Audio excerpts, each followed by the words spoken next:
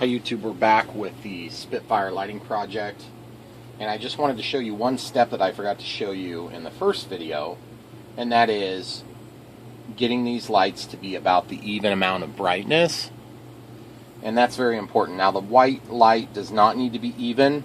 In fact, I prefer it to be as intense as possible, because as you're flying away from yourself, you're getting further and further away, and you're predominantly going to be looking at the colored lights as you're getting closer and closer to you. So what I do is basically I just have these three resistors here, and the one resistor goes to the three tail lights in series, or in parallel rather. And there's no heat there. And what I do is I just test to see if the resistor is getting hot. And if it gets hot at the voltage that we picked, which is 2S, keeping in mind, is a little bit more than what we're going to have on the plane, because the receiver voltage is going to be around 5.5 volts. So this is going to be a little bit higher than that. So I don't ever really seem to have a problem with that, so I just test it this way on the bench, and then I verify before I actually get everything soldered in the plane. So you'll notice I have a big old honking resistor here for the red, and then I have a small one and a small one. And the reason for that, if you look with me, is because the red LEDs always seem to take, and they just consume more power. I don't know if it's the bandwidth of the color, but it's not getting hot. So I'm using a 1/4 watt resistor instead of an 1/8 of a watt resistor. So it's actually allowing for quite a bit more power throughput, and that's how you can get that done. Now I'm going to detach the power, and even though these are in series, I should still be able to test the ohm reading. So we'll just go here. So I already know this one's 100 ohms for the red. Yep, so that's the red one, is 100 ohms. And then the green one is going to be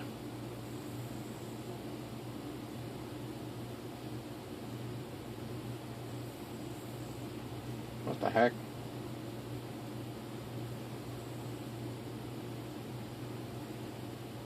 It's not wanting to test it for me. I'm not sure why. The green one's over 200 ohms. That's why it won't test it. Sorry guys. I was in the 200 ohm range. So this is 385 ohms for the green, and that's an 1/8 of a watt. And then for the white, we're looking at about 266 ohms. So red, green, and white. Got them laid out, ready to go. Now I'm going to mark them so we don't forget which one's which. So basically there you have it, guys. We just marked the tails. So we got our red, our green, and then no marking because it's white. And that'll help us later when we're going back to put everything in the plane. Alright guys, so what we've got here is our next step. We're going to be putting in the green light, just because it happens to be laying here that way. So we're going to be using to get a hole through the wing is going to be a drill bit. Now obviously if you look at the length of this wing, it's a pretty thick wing, but it's thin at the front, so you have to, or on the tip, so you're going to need to be careful as you attempt to get your hole drilled in here that you don't cut into the top or the bottom of the wing. The other thing is you don't want to be flopping around your plane while you're working on this. So what I've done is I've got a bean bag here with a rug on top of it just to protect the foam as I work, and I'm repositioning the bean bag a little bit to get things in an orderly spot where I can demonstrate what we're doing, and hopefully not have it move around a whole lot, because movement is what ends up causing aggravating mistakes. Okay, so two things to keep in mind as you're using a drill bit. One, this is not wood. Two, this is foam. So you need to be careful that you don't mix up the two. Secondly, I've got these scratch plates here, so I just need to be careful the way I do this. Now, if I didn't have these scratch plates, you could conceivably just cut a channel and drop them in. That's hunky-dory. If you like having big, ugly channels in your plane, that's a perfect way to do it. And honestly, it's probably not a big deal. You could get away with it and it would look nice. But I'd rather do it this way, and that's the way it's going to be for me. So I'm going to go ahead and get my drill out. And there is kind of a rhyme to my reason for doing all this a certain way, because I've done this a couple of times. I've had success most of the time. I'm going to try to spin these pillows. I got pillows underneath my beanbag so I can spin it. So now what you'll do is you'll just kind of, if you hold this up along your cheek, you can sight down the length of it. So you'll just look down the length of it, just like you're aiming a gun. And so the idea is you want to figure out where your hole is going to be, remembering that our lights, the wire actually is in front of all three lights, or behind, one or the other. I'm probably bringing it in front. So, and I know my general path, so why don't we go ahead and get the LED banks over here real quick, and we'll just do one final check, actually checking it, because you only get to do this right once. Okay, so you'll notice I've got just a little bit of a bend in there, and that's by design. So this is where the light's going to go. It's going to go right on the wingtip, so that when I put my glue on here, the glue will actually shoot the light in all directions. So there's going to be one place where you won't see this green light, and that is when it's blocked by the fuse from the other side, but you'll see the red light intensely. Okay, so you see how that's going to lay out there then? So basically I know about where I want my hole to be, and just for ease of marking, there's already a line there, a panel line, so I'm going to use that panel line as my mark to bring in the drill bit. So, a couple things to think about. You can try running the drill to get the bit started, but that almost always fails miserably too. Not just fails, it fails miserably. So what you can do is you can take your torch, and I'm actually going to heat the other side. So I'm going to heat this up, get it nice and hot, shut off the gas, and then I'm going to make my first initial hole like this. And I'm going to still generally go in the right direction. And then once I get that started, then that gives me somewhere to dig that bit into. Because if you try to put that bit in there and do it, it'll still probably want to screw it up. I'm actually going to run it backward for a second as I penetrate.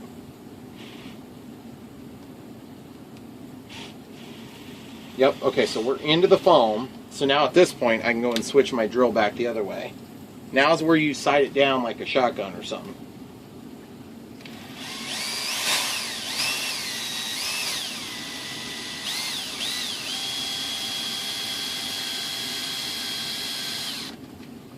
Okay, so I'm just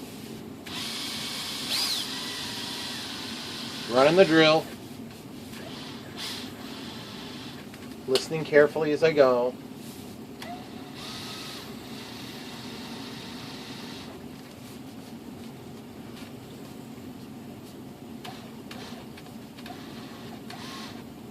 Okay, so now I'm going to let go of the bit with my chuck, take the drill off, and then now I can just feel, I can just push this through very gently.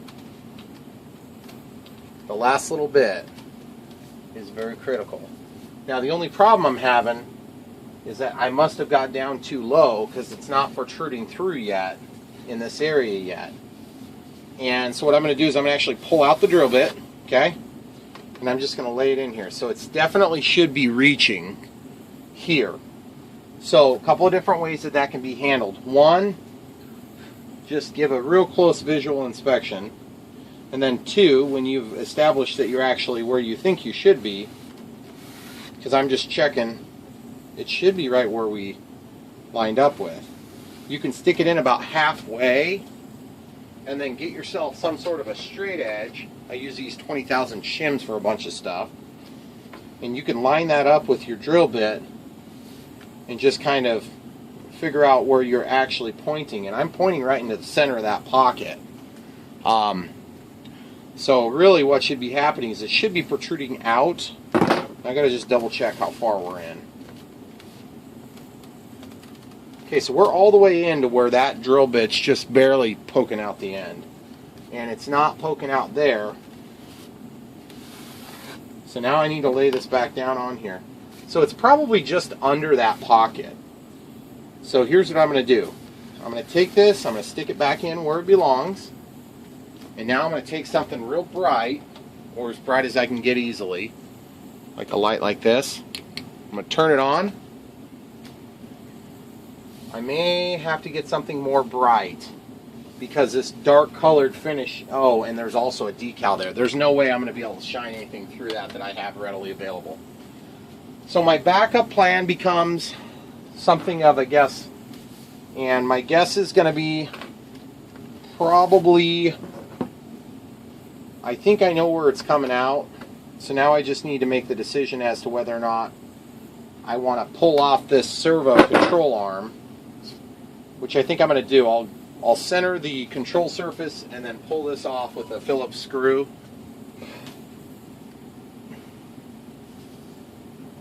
Just to give us something to work with.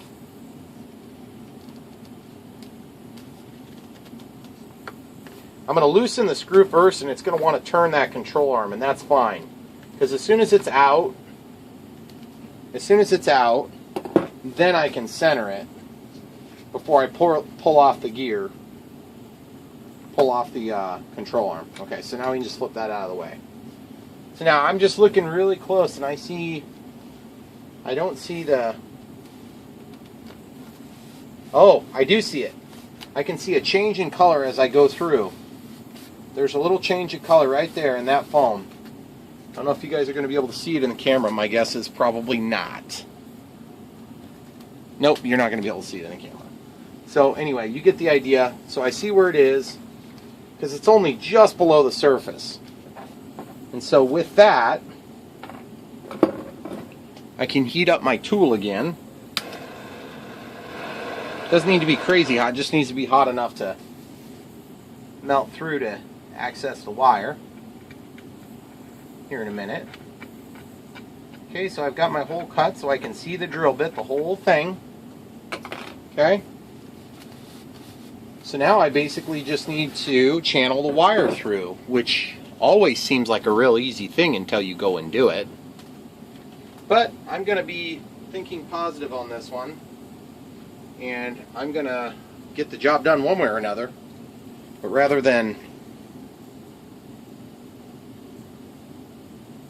doing the right thing, which is probably just to tape it onto something, I'm just going to try feeding it once. Sometimes you get lucky and it just goes.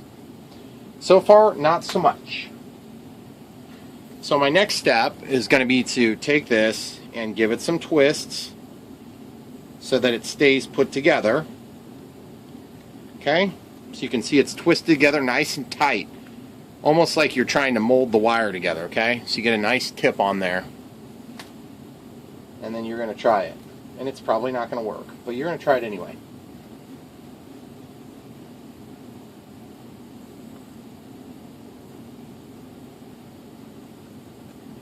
Feels like it might actually go this time for some reason. But what's happening is those soldered leads are giving me trouble, so I'm going to fold those over so it's, hopefully that'll fit still, and I don't think it will, but yeah, it does, sort of. Okay, so just one problem with that is if you fold these over, they will have a tendency of wanting to fold back when you pull them back out. So that's not going to work unless I give some strength to this. And how can we give strength to this wire? Well, you see me doing it right now. Basically take and make a nice tight twist. And then that will make this stuff much easier to push. Now later on, if we continue to struggle, then we'll go ahead and use some welding wire or something like that. Okay, so now we only need to braid so much of it, or twist so much of it. You can also stick this on a drill if you'd rather do it that way. And then you can spin it really quick, but I prefer to do it like this because I could get a nice, very neat tight braid on there. Twist, or whatever you want to call it. And this is where it comes in real handy to have an actual substantive wire. If you try to do it with the motor winding stuff, it's very difficult to get those things through anything. Okay, so we're darn close there. So I'm just going to keep cooking for a little bit longer. We'll do a couple more inches. We just need enough to get it to where we can grab it with some forceps or something. We're going to try this, see if we can get it. It's going pretty good. When it twists over on you, you can twist it until it finds a home position in the center of the channel.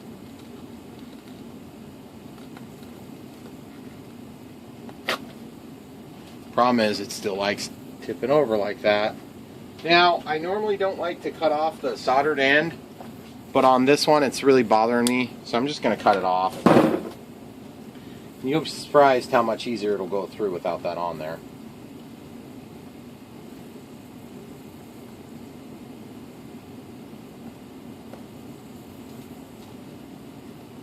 So now I'm just twisting it as I go.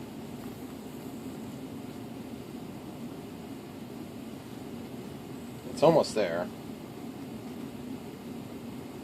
Oh, there it is, guys. So basically, we've got the wire poking in there. See it? So now I just gotta surgically pull that out, which is always super fun. And there's a couple of different trains of thought on this step. One being, sorry about all the shaking and moving, guys. I'm trying to get you centered up here. Okay, one thought being, go ahead and pull this off now because it's going to be out of the way anyway. And that's probably the mindset I'm going to take. There is another thought, and that is you can peel this up and try to preserve it. And I honestly don't know the best thing to do, so as usual, I'm going to waffle a little bit. And while I'm waffling, I'm going to do what I know I need to do, which is grab this black and white wire and then pull the wire through. And just very carefully take care of that. See how it's rubbing through that tape. That's always a bummer. So now you'll notice it's going through nice and neat. No problem so far. Things usually go nice on the first one. Then the third one, it'll take me like 4 hours to do this step. Just kidding, it's not going to be quite that bad. It'll be 3.5. Okay, so now you can see we're almost to the end, and I've got a little green mark I put on there to help me remember which one's which. Now you see how these are getting kind of pulled apart from one another? I'm going to try to even that up real quick, and I'm relieving the pressure on the actual LEDs, okay? So the last thing you want to do is try to fix this now that it's sort of in the wing. Okay, sweet. Okay, so that's what we wanted. So now we're going to basically use, there's just a little teeny bit of adhesive left on the backing of the LEDs themselves, and that's where I want it to be, just kind of on the leading edge so that the glue will still pass some light back there. So while we're at this step, oh man, I really hate to do this right now, but at the same time, it may just have to happen. We are still going to go ahead and glue it in there. What we're going to use is just our standard CA, foam safe CA in this case, and the foam safe CA and a little bit of kicker, medium thickness and kicker. And I got to get the tip cleaned off, and I'll come right back and let you guys watch this. Alright guys, I got the glue on there now, and basically what we're going to do is we're just going to get this thing tacked in place. We don't want to, like, you know, have 75 gallons of glue on here, but at the same time, that's what's going to protect our connections electrically from short, and it's also going to protect the connections mechanically, because there's nothing that really keeps these things together other than the wire and the solder. And let me tell you something, guys, you don't want to be depending on a solder joint to hold this on when you have a wing over on landing here, okay? So, I mean, that's just my advice. You can do whatever you want to your own plane, but okay, so we've got that tacked in there. It's kind of staying now, so I'm going to just get a little bit of glue in there while we've got access to it. And then the second thing, we'll just do a little bit of glue down into the hole, and then a little bit glue over the top, and a little bit glue over the bottom. and hope we don't need to get in there, because that would really stink. Okay, so just a kiss a kicker. Barely any, just enough to hold it. And then we're going to take this and we're going to quickly wipe the bottom, and we're going to quickly wipe the top. And that's going to be all she wrote for now. So later, when we come back to really finish this project, we'll be able to re-evaluate how much glue we need. But in the meantime, we don't have to worry about the wire coming undone or anything nasty like that. So,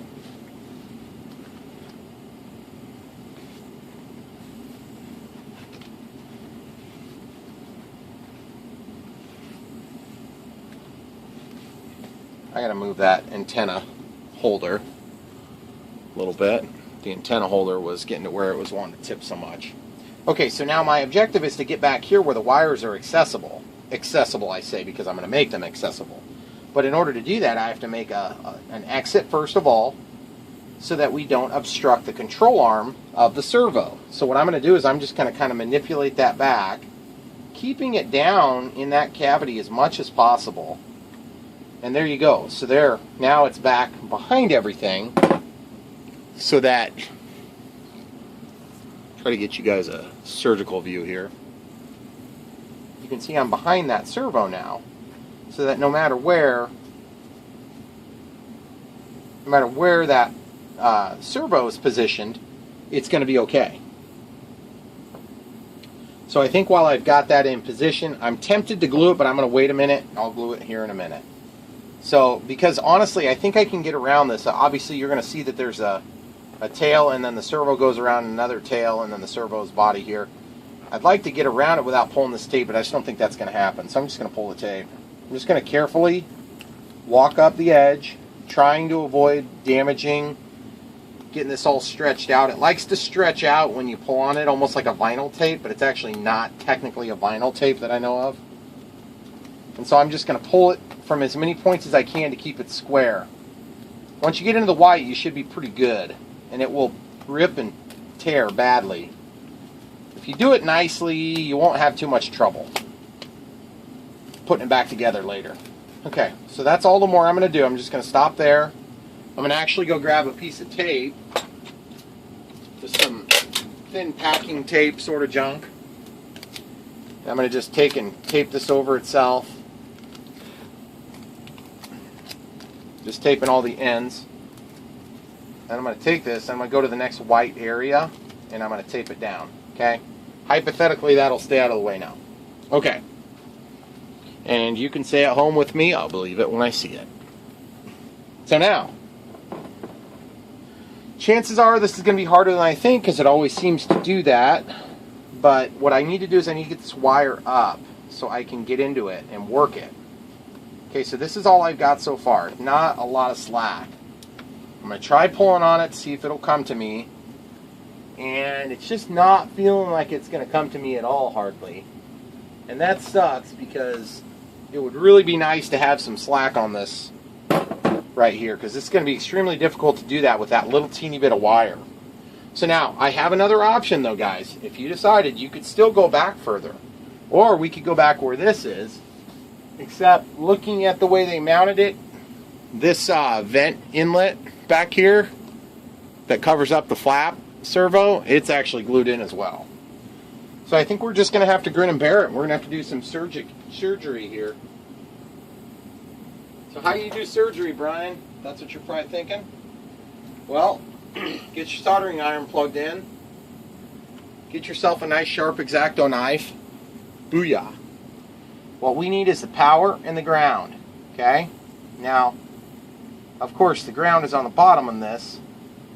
Not really a big deal, but it is definitely going to make a difference. So I'm going to get in here and I'm going to separate these wires with the knife. So now I can get in and I can touch and manipulate just one wire. Okay? And then I'm going to do the same thing between the signal and the plus voltage. So we've got our 3 wires pseudo separated now. Really wish I could get some more slack. One thing you could do is you could dismount the servo and then put it back in when you're done, but that's a lot more work, hypothetically, potentially. And I don't know that I want to make any more work than I have to. So, You're probably thinking to yourself, how the heck are you going to get your strippers in there? Because it's barely lifted. Very good question, guy. Very good question. I commend you in thinking of a good question. Here's how you're going to do it. First things first, you need to get these wires into an accessible area, meaning you need to get them all the way back here, okay, so you can work them. So what I'm going to do is I'm going to take another tool that I have, which is a piece of bamboo stick that's got some glue on the end that just happened to be put together in a project, and I'm going to try to very carefully walk these one at a time. That side's not working. I got a little bit sharper end here. I'm just going to slide that down in there. See if I can get lucky and just drop her down in there. Okay, so that worked halfway decent. I'm going to take and do the same thing with the white. Okay, so now the white's down there. Okay, there you have it. So it's more or less where it needs to be. And then I'm going to take and do the same thing back here.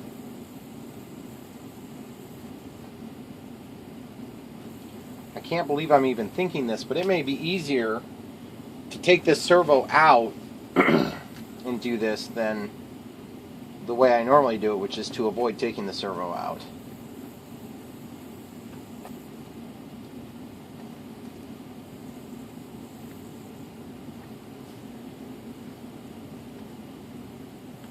Okay, so now that I'm down under the lip of the servo, I can go ahead and pull the slack through to the other side-ish.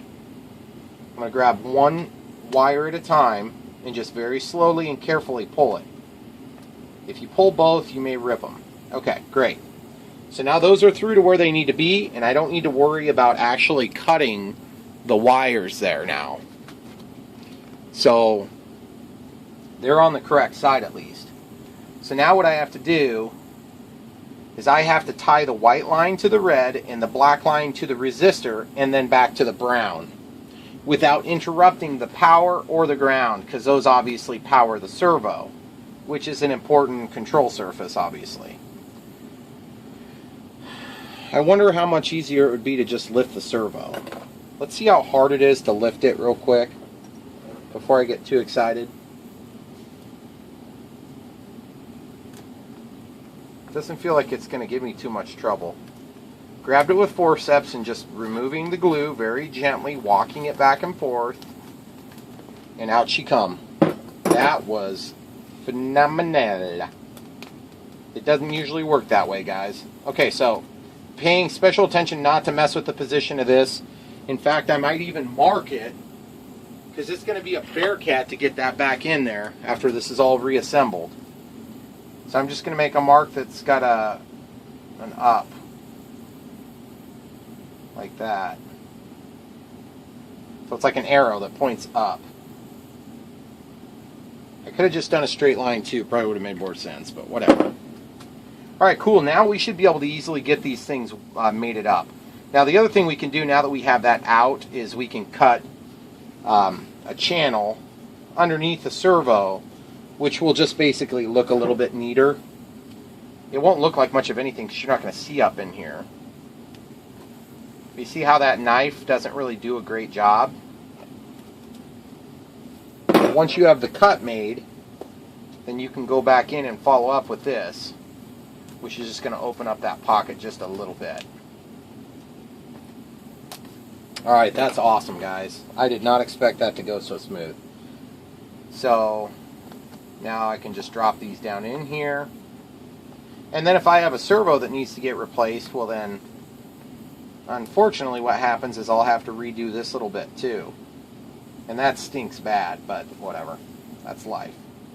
In the world of mods, you better be prepared to redo stuff. Alright, cool. So now normally I would say cut this to length and then start landing one of the wires. So I'm going to go ahead and make a decision on where I'm going to cut this, which is a very scary thing to do. I'm just going to cut it. Whew! Everybody lived, I think. So now the spare cable, you'll keep that for another project. Okay, so obviously the red is really easy So we want to save that for the last one, because once we get this black one with the resistor on it, it's going to be a whole lot more effort to get that one soldered together. Even with the servo out, it's going to be tricky. Okay, so my first step is on the black, or the brown in this case, I'm going to strip, and I'm just going to very gently tug just to expose just a little teeny bit of that copper. Okay? And now that I have the copper exposed, I can take my little resistors, and the resistors can get slid in there. So now I just need to remember where I laid those real quick. Alright guys, so I got the resistor here. So now that we have that exposed, obviously we're not going to be able to throw a heat shrink over it very easy. So you'll just need to keep that in mind as you do this. What I'm doing is I'm taking this resistor and I'm going to take and stick it between the braids of the cable. Without actually even cutting this, we're going to be able to tap it. And this doesn't want to do it for me, so what I'll do is I'll take a nice sharp blade and I'll get the blade in there.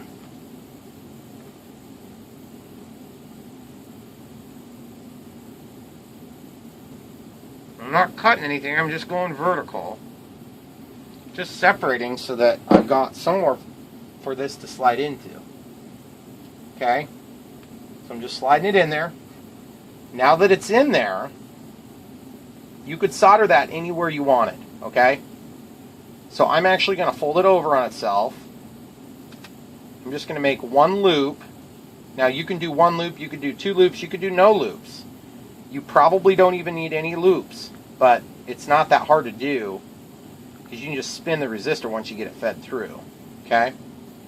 And what's going to happen is this will become the strong point in the cable. So now I have to take and cut this tail. Just get that out of the way.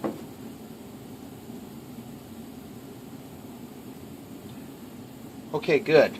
So now the second part is we have to land the black wire on the other side of the resistor. So now we have a current limiting resistor in series with the actual LED. So I folded over that piece of wire, and I'm folding the resistor over upon itself, and then I'm going to do one loop, and I'm going to bite the cable with the loop. So I just pull it tight, that's all. Then I'm going to come back around and I'm going to pull it tight. And then I'm going to take my side cutters,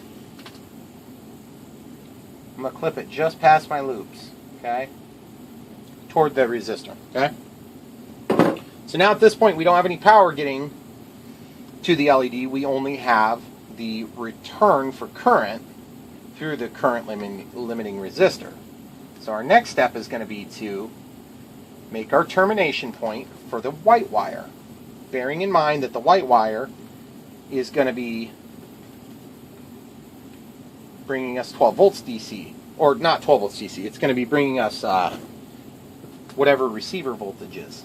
Okay, so I'm going to offset this just a hair, because remember, no heat shrink on these connections.